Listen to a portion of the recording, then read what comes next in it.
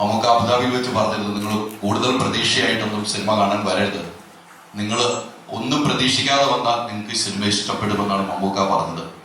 ഇത്തരമൊരു black and white സിനിമയിലേക്ക് മമ്മൂക്ക വീണ്ടും എത്താനുള്ള ഒരു സാഹചര്യം എന്തായിരുന്നു? പ്രേക്ഷകർ എത്രമാത്രം പ്രതീക്ഷ വെക്കാതെ തന്നെ പോകും എങ്കിലും മമ്മൂക്കയുടെ പ്രതീക്ഷ പറയണമല്ലോ.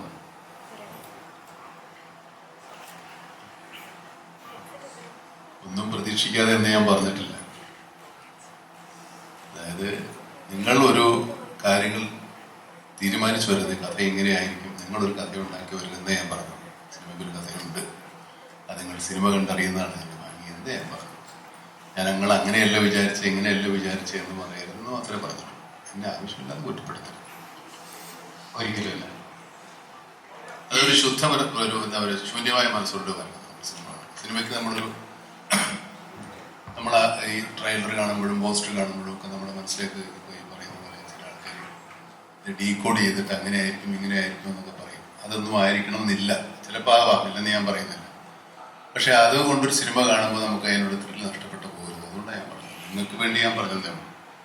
സിനിമ കാണുമ്പോൾ സിനിമ ഇനിയൊന്നും മാറ്റാൻ ഒക്കെയല്ല, സിനിമ ഓൾറെഡി ആയിപ്പോയി.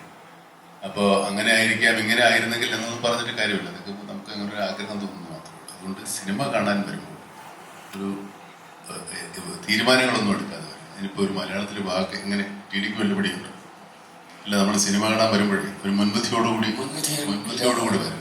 മുൻവിധി എന്ന് പറയുമ്പോഴും അത് കുറച്ചുകൂടെ പരുഷമായി പോകുന്നു. ഒരു എന്തോ ഒന്ന് കാണാൻ വരുന്നു എന്ന് തന്നെ പറയണം. നമ്മൾ വിചാരിക്കുന്നത് കാണാൻ വരുന്നു വിചാരിക്കരുത്, അങ്ങനെയുള്ളൂ.